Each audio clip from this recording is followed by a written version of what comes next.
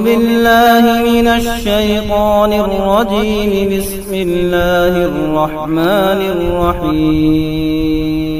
جب ہندوستانیوں کا خون ان کے پسینوں سے بھی ارزاں اور سستا ہونے لگا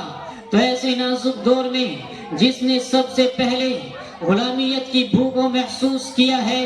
وہ محدث کبیر نازش وطن شاہ ولی اللہ محدث دہلوی ہیں۔ شاہ ولی اللہ محدث دہلوی نے علماء کرام کو جمع کیا اور ان کو جمع کر کے ان کے سامنے انگریزوں کی تدبیروں کو پیش کیا، ان کو انگریزوں کی چالوں سے باخبر کیا، انگریزوں کی سازشوں پر متنبہ کیا اور خاص طور سے اپنے بیٹے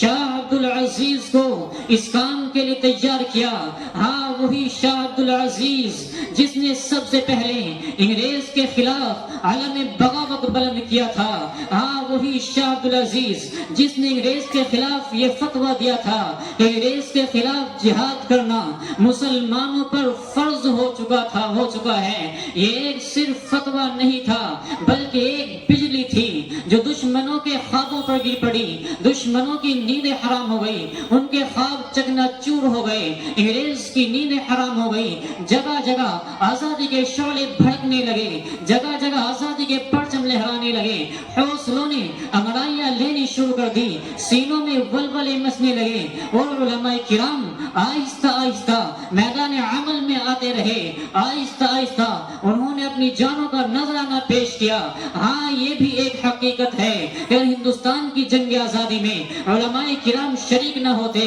تو ہندوستان کبھی بھی آزاد نہ ہوتا، اور ہندوستان کی جنگ آزادی میں علماء کرام پیش نہ ہوتے، علماء کرام آگے نہ ہوتے تو تحریکات نہ چلتی، تحریک بالاکوٹ نہ چلتی، تحریک ریشمی رومال نہ چلتی، تحریک خلافت نہ چلتی، امبالہ سازش کیس نہ بنتا۔ الغرض علماء کرام ہی نے اپنے خون جگر سے عروس آزادی کی حنا بندی کی ہے اور اپنے مقدس لہو سے شجر آزادی کو سینچا اور اس کو پروان چڑھایا ہے۔ جب شاہ ولی اللہ محدث دہلوی نے علماء کرام کے اندر ایک جذبہ پیدا کیا تو شاہ اسماعیل شہید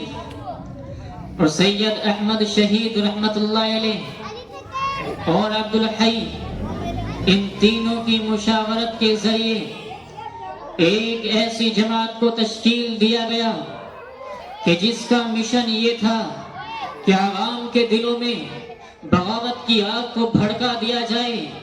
عوام کے دلوں میں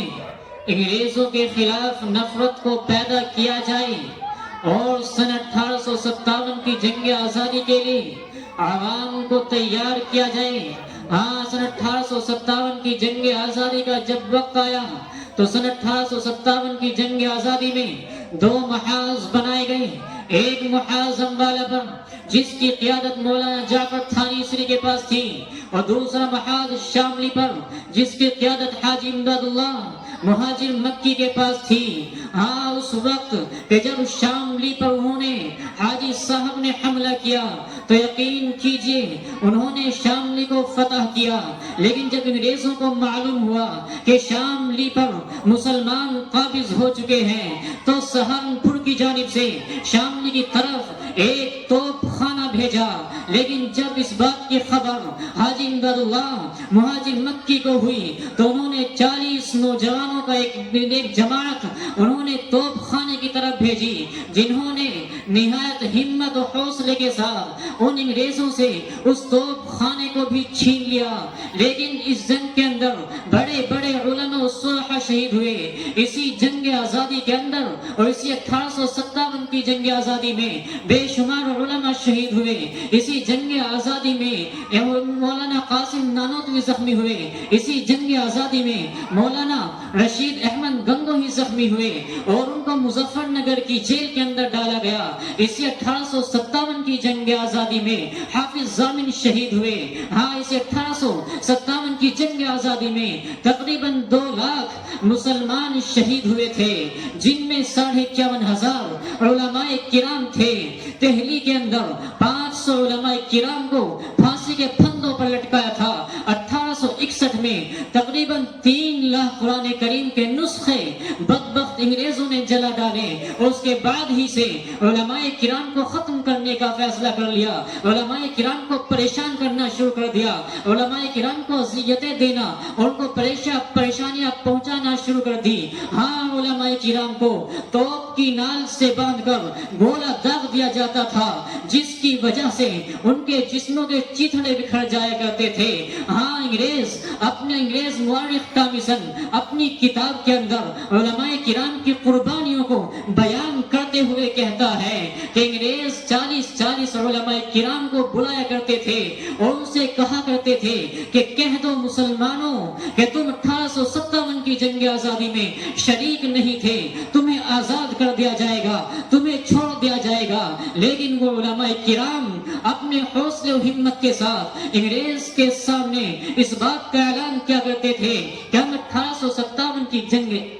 आजादी में शरीक थे, हम उससे पीछे नहीं हटे थे। तो उन उलमाए किराम को जलते हुए तेल के अंदर डाल दिया जाता था, उन उलमाए किराम को भून दिया जाता था और फिर दूसरे 40 उलमा को लाया जाता। इसी तरीके से सिलसिला चलता रहता था। हाँ, अंग्रेज मुअर्रिख टॉमिसन अपनी किताब के अंदर ये भी लिखता है कि 1864 से लेकर 1867 तक इन 3 सालों के अंदर 14,000 उलमाए किराम को तख्ताए दर पर लटकाया गया था। हाँ, उन उलमाए किराम को फांसी दी गई थी। टॉमिसन ये भी कहता है कि दिल्ली की चांदनी चौक से लेकर इधर पेशावर की जामा मस्जिद तक कोई भी ऐसा दरख्त नहीं था कि जिस पर उलमाए किराम की गर्दनें न लटकी हो। टॉमिसन ये भी कहता है कि उलमाए किराम के जिस्मों को तांबे से दागा जाता था। टॉमिसन ने ये भी लिखा है कि उलमाए किराम को खंजीरों की खालों में बंद करके तन्नूरों में डाला जाता था। टॉमिसन ये भी लिखता है कि उलमाए किराम को हाथियों पर खड़ा करके ऊपर दरख्तों से बांधकर और नीचे से हाथियों को चला दिया जाता था। टॉमिसन ये भी लिखता है कि लाहौर की जामा मस्जिद के जिसके सहन में अंग्रेज ने एक फांसी का फंदा बनाया था, उसमें 80 उलमाए किराम को एक दिन में फांसी दी जाती थी। और टॉमिसन ने अपनी किताब के अंदर ये भी लिखा है कि लाहौर के दरियाए रावी में 80 उलमाए किराम को बोरियों में बंद करके उनको उस दरिया के अंदर डाल दिया जाता और ऊपर से गोलियों का निशाना बनाया जाता था। मेरे नौजवानों, ये है हमारे उलमा की कुर्बानियां जिनको आज फरामोश कराने की कोशिश की जा रही है।